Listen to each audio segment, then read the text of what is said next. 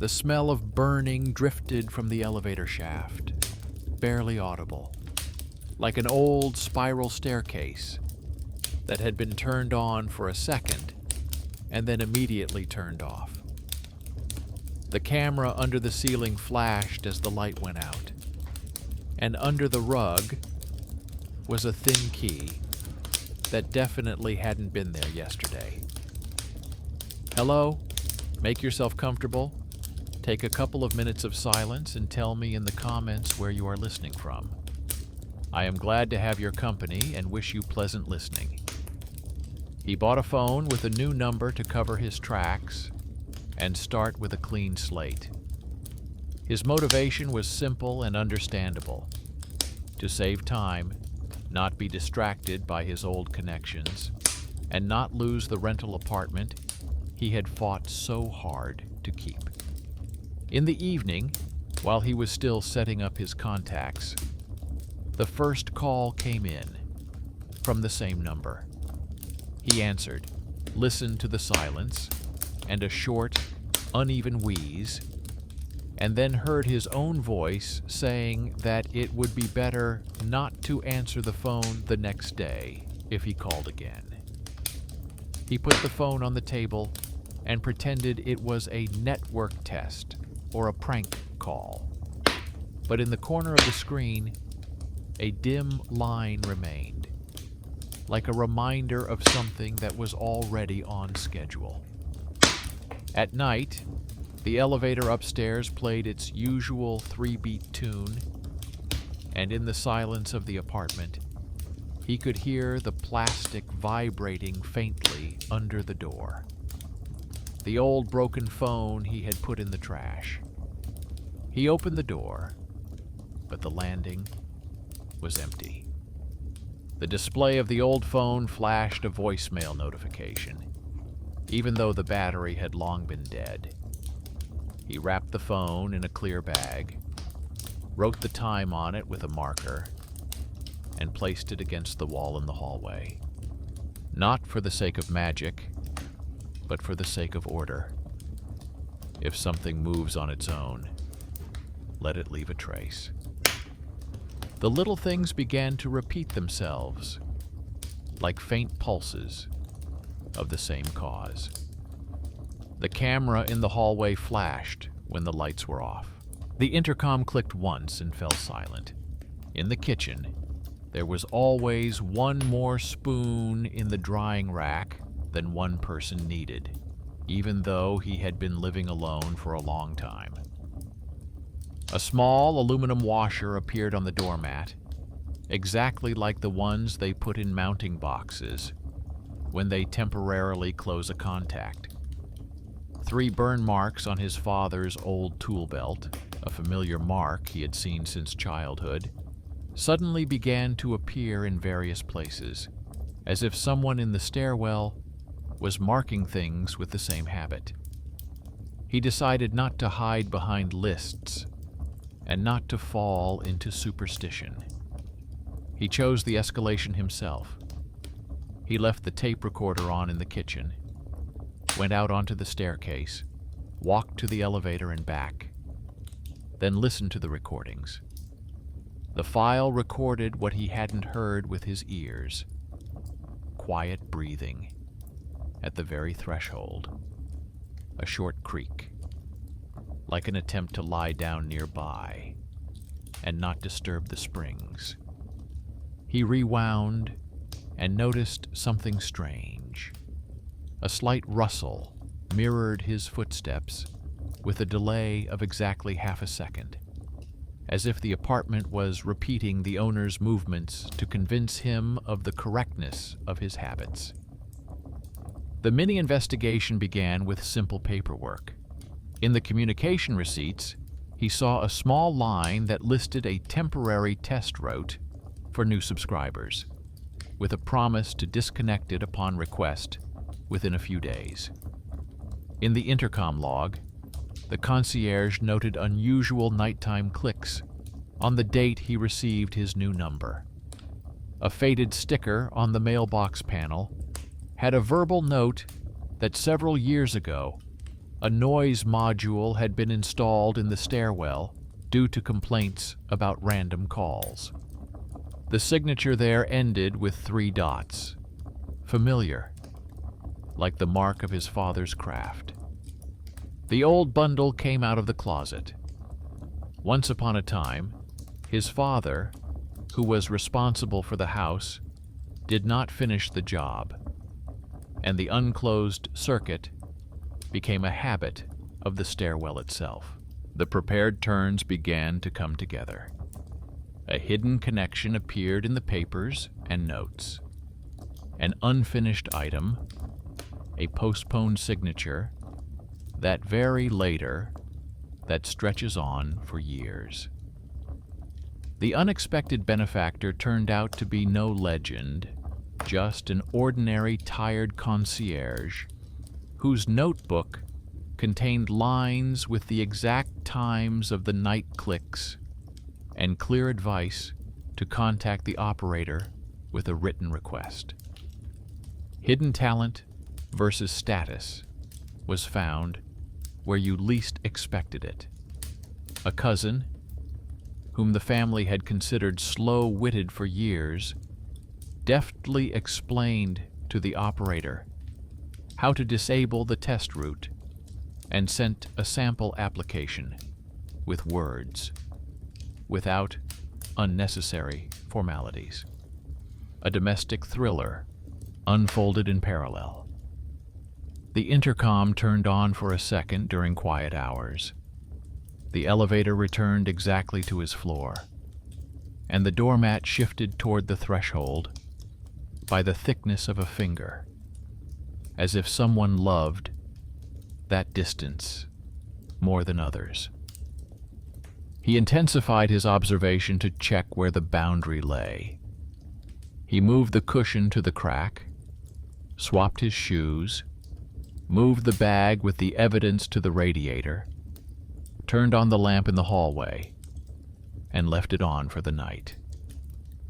In the morning, everything was almost where it should be, with one exception. The bag had slowly floated toward the warm pipe to a distance of a palm's width, and the cushion had rolled up into a tube, as if rolled by a light hand. Fear receded when patterns emerged. Something in the house was collecting heat, air, and his voice. It was not miraculous, but stubbornly mundane, like a loose screw that flickers the entire light. The first of the neighbors to respond was the nurse from the top floor. She returned after her night shift and said that last Wednesday she saw an electrician opening a niche by the mailboxes and putting something narrow on double-sided tape. She remembered the sticker with the date and a short pictogram crossed out. She pointed to his aluminum washer and said that these often fall into the gap when the installation is done in a hurry. She was simply heard, and the observation was placed next to the documents, reinforcing the line. The unsung hero, the woman in nightclothes, shifted the story with a single sentence. In order not to lose control, he drew up a plan. Write to the operator. Ask the electrician to remove the temporary module according to the act. Lock the niche.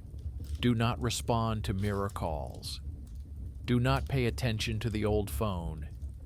Do not open the door with a sigh under the threshold. In the evening, when the hallway light flashed again with the switch turned off, he stopped his hand a centimeter from the intercom button and did not press it.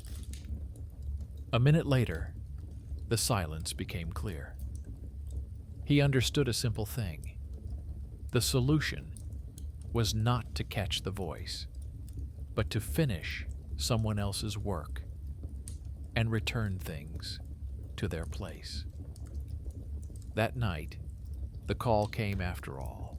again from his number. He didn't answer. The screen froze, then slowly went blank. Behind the door, he heard the same 3-beat rhythm of the elevator, only in a different tone, as if the mechanics were working to their own rhythm for the first time in a long time, rather than someone else's. He sat down at the table, wrote a statement, and carefully folded it into an envelope along with a printout of the intercom log, a photo of the sticker from the panel, a copy of the receipt, and a small spare part, the very same washer. The package turned out to be thick, like a dossier on a minor malfunction of the world.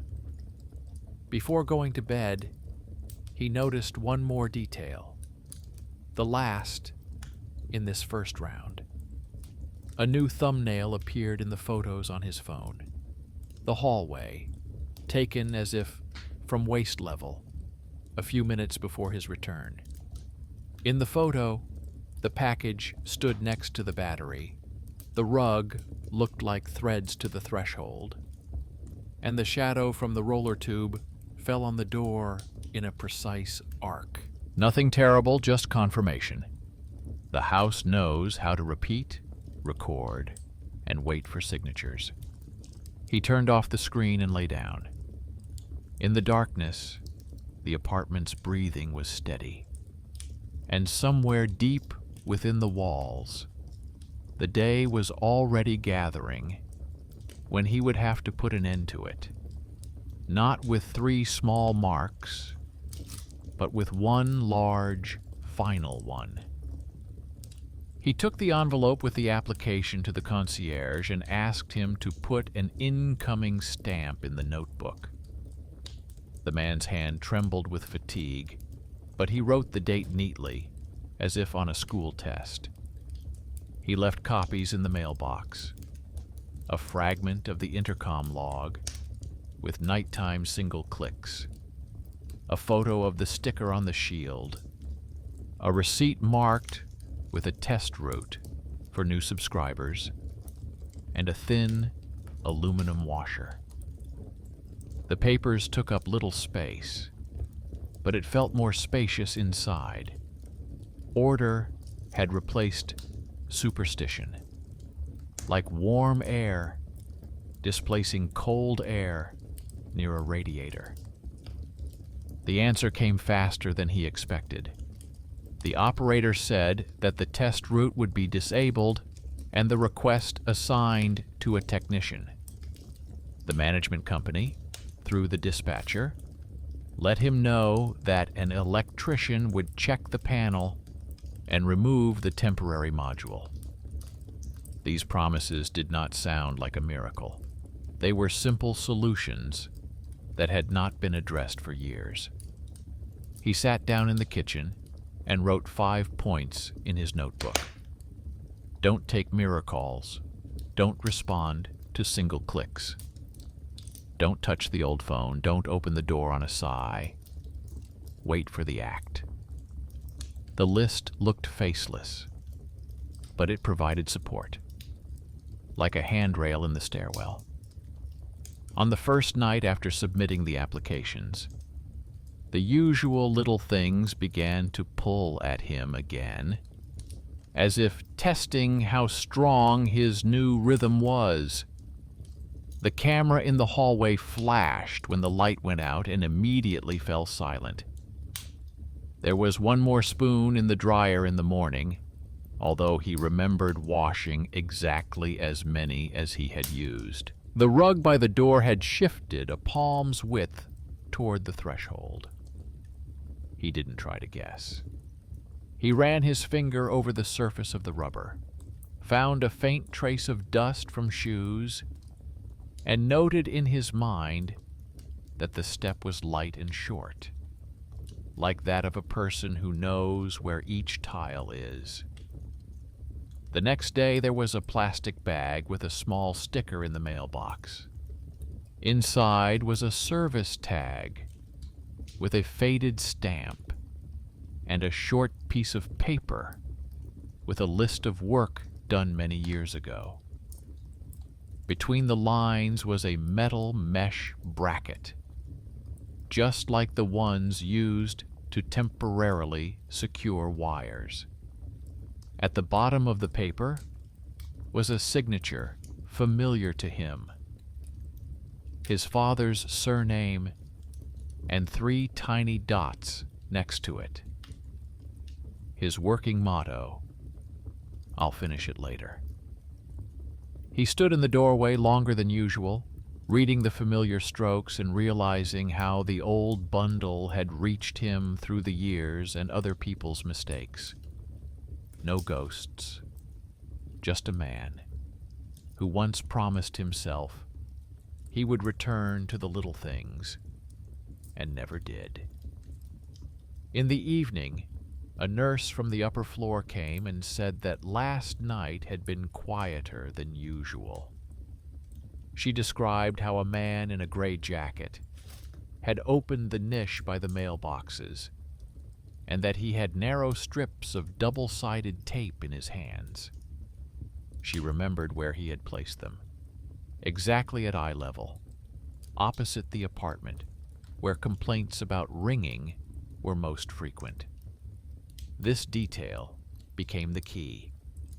If the temporary strips were triggered by vibration, then the nighttime clicks and camera flashes were not a miracle, but the result of a cheap adjustment. The unsung hero walked quietly ahead of history. The woman working the night shift brought the most important thing: visual evidence. He decided to step up his investigation. He left a tape recorder on in the hallway to record the period of silence where the apartment's secret life usually hid. In the corridor, next to the switchboard, he placed a stool and sat on it, leaning his shoulder blades against the wall. His hearing was suddenly as sharp as that of a man who had listened since childhood to his father searching for malfunctions by sound. The elevator door whispered softly. The intercom clicked a single tooth. In the pause, someone seemed to take a breath at the threshold without stepping on the rug, and a moment later did what he had been waiting for as proof.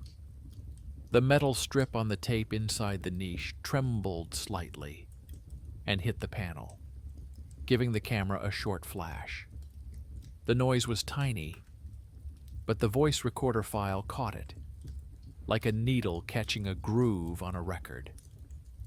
The next morning, the electrician called himself. He said he would be passing by and was ready to remove the temporary module and secure the wires according to the rules. He came with a bag containing normal fastening clips and thick glue for cable grooves. He opened the niche, took out 2 thin strips, threw one into the bag, and placed the other on the man's palm so that he could see what their silence had been living on. The strip was cheap, light, with a rough edge. It vibrated at the slightest rustle, short-circuiting the panel with a foreign impulse. The electrician pressed the cables against the wall, put on the clips, closed the niche with a new lock, and wrote out a report. He wrote at the bottom that the temporary module had been removed and the test route in the network had been disabled. He signed it and asked for a signature next to it. The paper became thicker and heavier than it had been the day before. The silence in the stairwell struck like a clean, empty field. On the same day, the operator sent confirmation that the route had been removed.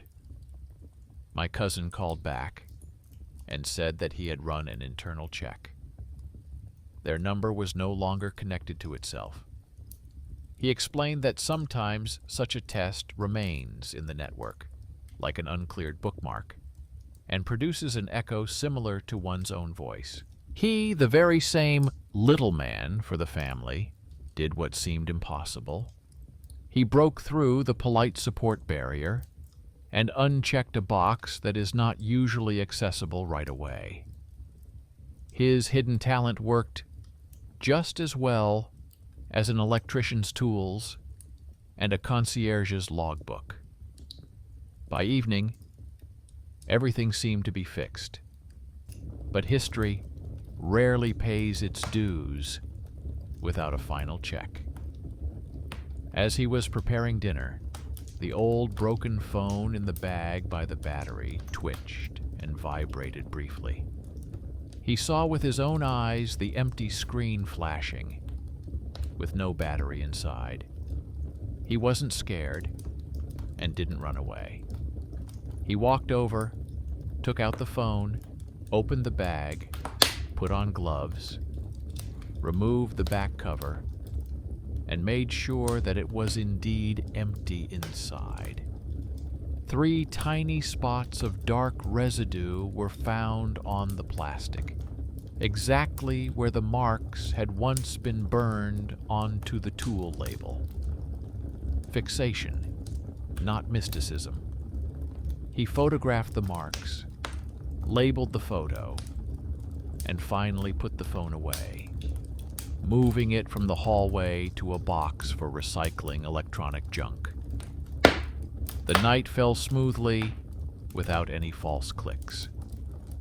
The elevator kept its honest 3-stroke rhythm and stopped only where it was asked to. The camera did not flash, for no reason. The intercom was silent. He still left the tape recorder in the kitchen to give himself another chance to believe the evidence more than his inner myths. In the morning, the recording contained only the sounds of his life.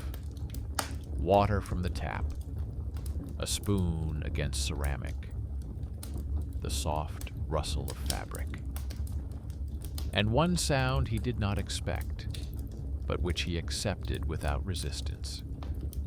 Someone had carefully placed a plastic card with the stamp of the management company and words about the completion of work on the mat by the door. The concierge, that same unexpected benefactor, brought it on his early rounds so as not to delay until lunchtime. He attached the card to the inside of the locker, next to the garbage disposal schedule. Then, he took the sheet with the alarming diagram off the wall and carefully folded it into the file with the reports. He hung an empty canvas bag on a hook, a supply of gloves, batteries, and a flashlight. And only then did he notice the last detail with which this part of the story should have ended. On the edge of the peephole outside, barely noticeable, were 3 tiny dots of dark residue. They were not threatening. They did not ask to be opened. They looked like an old later that had finally turned into done.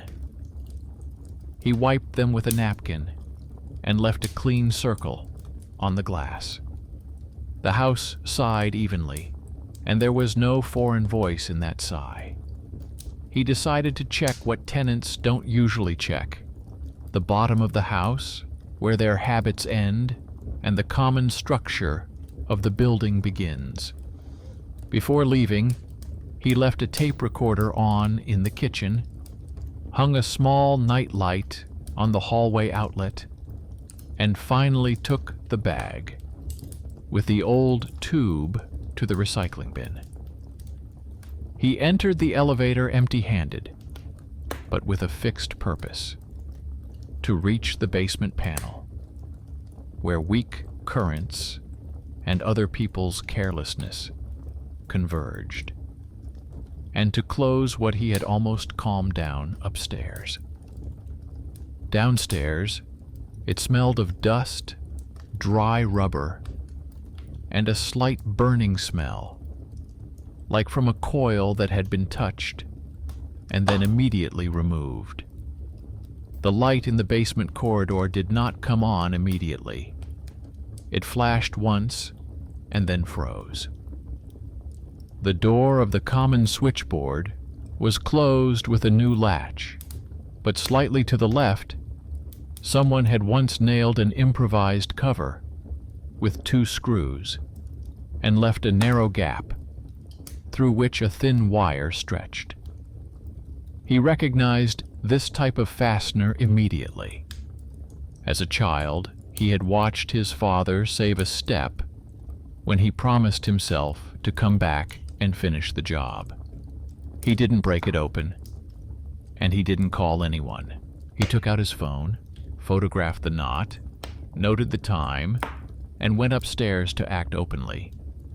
Write to the dispatcher, attach the photos, and gain access legally.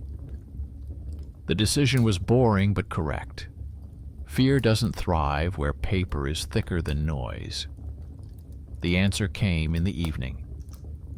The dispatcher said that tomorrow morning, a locksmith would come with a key to the basement, and with him, an electrician, the same one as yesterday. He hung up the phone, made himself some tea, settled down in the kitchen, and for the first time in several days, heard silence consisting only of his own sounds. And it was in this silence that a plastic timer began to sing softly from the farthest drawer of the table, some long-forgotten timer whose battery he had removed many years ago. He took it out, opened the cover, saw the empty compartment, and smiled wearily. The house was helping in its own way, pushing to the surface what had been pretending to be asleep. He labeled the bag "junk, no batteries," and put the timer back where he had put the old phone. During the night, only one small thing repeated itself. Something old, and now toothless. A single, faint click from the intercom. He didn't go to it. He waited for a second one, which didn't happen. The elevator went through an honest 3-stroke cycle. The camera didn't flash. The night light didn't draw any extra power. He fell asleep, and the recording on the dictaphone caught only his sleepy breathing and the rustling of fabric. The next morning, he woke up without a jolt, took the envelope with the old papers, and went down to the concierge to meet the crew. The locksmith opened the basement door and held it open with his shoulder, as if afraid of disturbing the air. The electrician took out his bag again and calmly untangled the knots, while the man stood nearby and counted the screws, marks, and extra wire ends in his head. He found the improvised cover with a slot. Inside hung a thin gray wire with a homemade twist covered with electrical tape. The electrician removed it all without any dramatic gestures, held it up to the light, and said that now there would be nothing in this knot to vibrate and send false impulses to the panel. He installed a normal terminal, secured the cable with a clip, screwed the cover on evenly without gaps, and locked it with a general lock. The mechanic wrote on the form that access had been granted, and the man signed next to it, as one places a palm next to it and feels the confidence of the tree under one's fingers. They left, and he stayed in the basement for another minute to look at the empty corridor. and understand how quickly the noise subsided when his toys were taken away. And at that very moment, a voice message notification popped up on his phone. He went out into the light, went up to his apartment, turned on the recording, and heard something he didn't expect after all the drama and clips. The file contained a short breath, one inhale, one exhale, and then his own voice, recorded as if from the depths of the room, said not to answer if the same number called tomorrow evening. He rewound, checked again, and heard a very faint, brittle background noise between the inhale and exhale, similar to the sound of a distant elevator. He didn't believe in miracles, so he opened the detailed view and looked at the metadata. The recording date was today's, but the time for the incoming tag was marked 1 minute ahead. The phone, like yesterday's mirror of habits, was slightly ahead of his life and had placed another tiny lure in it. He closed the player and got down to business. He sorted the trash in the trash can, took out the box with electronic junk, and left only what was needed here and now in the hallway. He ran his finger carefully along the edge of the rug. Clean, no foreign traces. He checked the intercom. Silent. He removed the camera and wiped the peephole. He called his cousin and recounted the situation, trying to keep his voice calm. His brother said that sometimes voices come from the past if the network keeps the recording on the test node for a long time, and that it's better to delete everything and clear the cache. But he added something else. If the message came as if a minute ahead, it might be an incorrect system tag, which can be corrected in the time settings. He did as he was advised, and still, he put a notebook on the table where he wrote down a short plan for the evening. Don't take mirror calls. Don't react to predictions. Don't open on a sigh. Respond only to people who walk the earth in sign forms. Towards nightfall, his neighbor, the one who had previously viewed his clarity with suspicion, responded.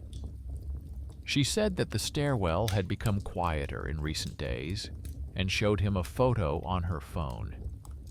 Someone had stuck a small piece of paper in the hallway on their floor with a request not to block common access to the niches. She was worried that her deliveries would now be mixed up and asked if it would be possible to leave a note for the couriers downstairs. He did not take offense at the reproach, but printed out a neat sign with clear text and hung it by the mailboxes next to the manager's card. In the evening, the same neighbor brought him a jar of jam and said that he was a smart guy and that people like him should be thanked in the building. The underappreciated hero grew a little in the eyes of others, but he wasn't looking for that growth. He was looking for silence, which could be considered well-deserved. Towards nightfall, he heard the faint signal of an incoming call again.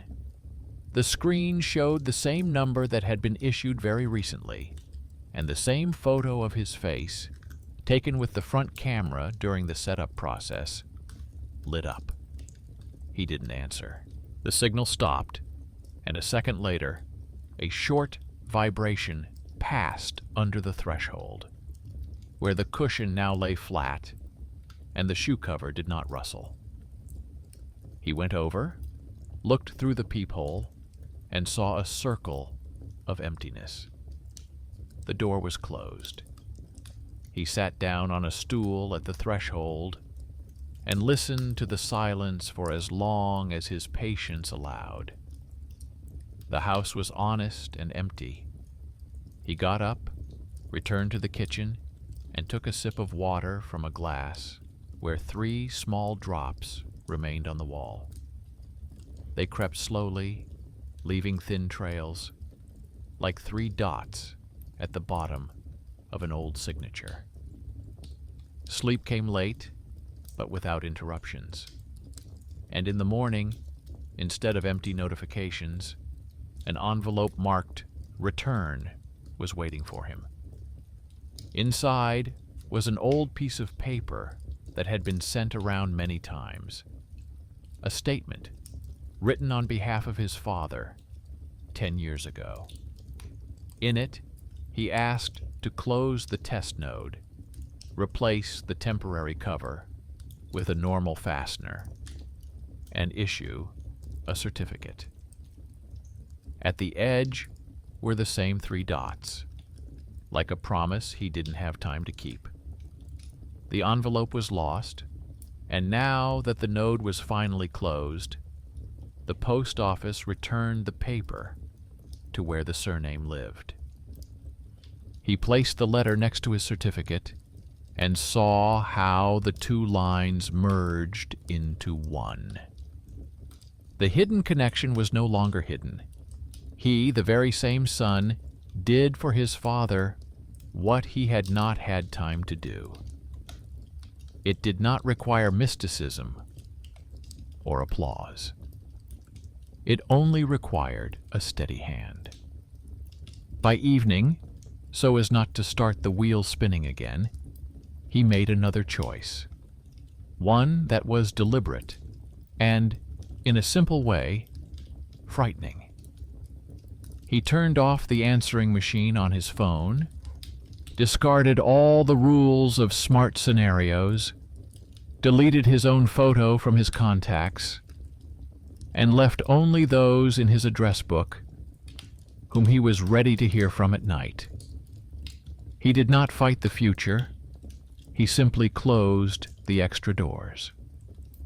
And just then, as happens after a correct decision, the world gave him one last test. The screen lit up, even though the function was turned off, and for a second showed an incoming call from his own number.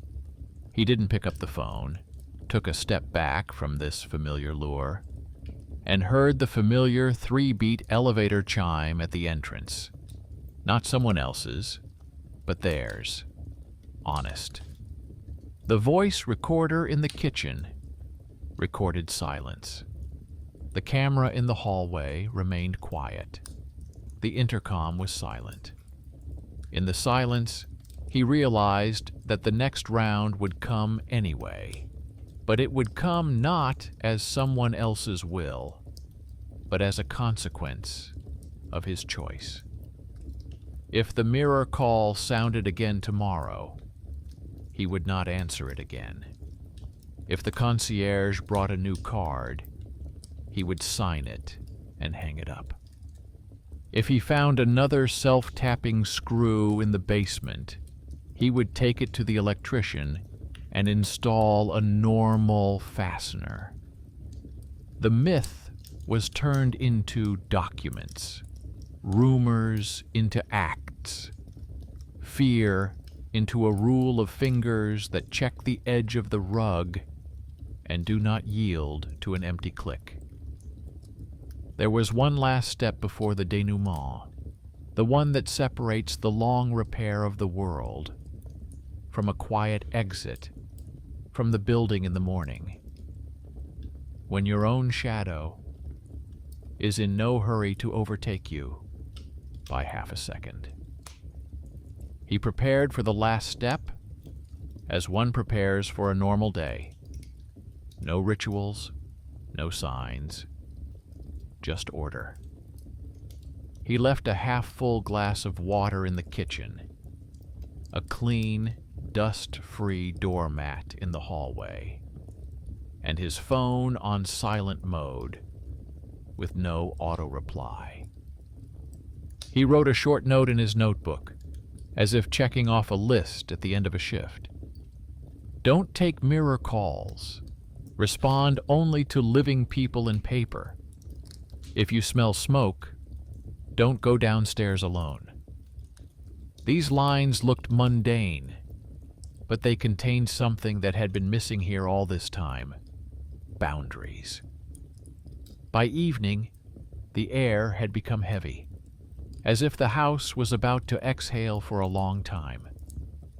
Somewhere deeper, under the elevator cable channels, there was a faint, familiar spiral, from which his anxiety had once begun. He checked the door with his hand. It was closed evenly. The hinges made no sound. The peephole was clear. At that moment, the screen flashed briefly without sound, showed an incoming call from his own number, and went dark. He didn't pick up the phone. He simply placed his palm on the table and heard not an electronic beep, but something that really mattered. The elevator upstairs briefly ran through its 3 strokes and stopped as if with effort, and then the air in the corridor stirred distinctly, as if before a ventilation damper was about to slam shut. The smell of burning was no longer a hint, but a fact. The decision was made quickly and without heroics. He called the concierge and said that there seemed to be an overheating in the shaft. The concierge replied that he was already on his way with the keys. He called the nurse upstairs and told her that it would be better not to go down alone, and she said she would come down with a flashlight and a first aid kit. They met downstairs at the basement door, where a new latch had recently been installed. The concierge unlocked the door, and warm, stale air rushed out from the hallway. There was no electricity yet, which meant only one thing. They had to take the first steps themselves. The 3 of them walked together, each movement simple. The nurse touched the metal shield with her palm and said that the temperature for this point was too high. The concierge unlocked the second door and took out a long wooden slat, which was usually used to hold the door open. The man turned on his flashlight and found the very clips that had been used to secure the cables yesterday, where a thin strip of tape had once trembled. There was now a neat fastening, but just below, someone had left a short twist, hastily tightened. The wires weren't hot, but a dim glow flashed for a second near the elevator motor unit, right where the air becomes a conductor for someone else's alarm at the most inopportune moment. He remembered his father's habit of leaving pencil marks on the concrete where it was important. On the side wall, at knee level, there were indeed 3 short strokes, almost lost in the dust. A sign that in their family meant, check on the next round. He pointed out the spot to the concierge. The concierge nodded and said he would remove the food from that area, and the nurse added that she would go up to the floor and warn people not to use the elevator until the repairman arrived. No one made any unnecessary movements. No one looked for a miracle. Everyone did their simple part of the common work. The shutdown went off without a spark. The elevator above sighed briefly and calmed down, like a tired person who had been allowed to lie down. The basement corridor immediately felt fresher. The yellow glow on the metal faded, not like in a movie, but like in real life, without sound, without a dramatic bang. The nurse returned and said that the neighbor upstairs had already gone around the stairs and hung up a note so that no one would press the button. There was not a single scary word on that piece of paper, just a request. and a time. The underappreciated people, those who are not usually called to the final scene, held the building without fanfare, quietly, and to the end. The electrician arrived quickly, as promised. He checked the motor unit, found an old loose contact on a node that hadn't been touched for years, tightened the fasteners, applied a drop of heat-resistant compound, and showed exactly where the ridiculous "I'm calling myself" game began when heated. He said that such overheating sometimes sent impulses to the intercom and camera, causing false clicks and flashes, and that the test route in the network could superimpose an echo from the voice messages on top of this. He wrote in the report that the unit had been tightened, the power restored, and signed his name next to the concierge's signature. The man signed last, and felt that the paper and 2 living witnesses did more than any story about the strange. On the way up, a thin key lay by the stairwell, the very same foreign key he had once found under the doormat. He picked it up, showed it to the concierge, who said that it looked like it belonged to an old basement insert that had been removed today, and that such keys were most often used temporarily and then forgotten to be returned. The key returned to the concierge's box of iron trinkets, and with it disappeared the feeling that there was someone unaccounted for in the house, walking around without a name. There were no more extras, neither in iron, nor in electricity, nor in people. The night passed quietly. The phone was silent, the screen didn't flash, and the voice recorder in the kitchen recorded only the usual sounds: water from the tap, a spoon against ceramic, a short step to the refrigerator door. And yet, the house seemed to have checked on them again during the day. At lunchtime, a notification arrived about a new voice message.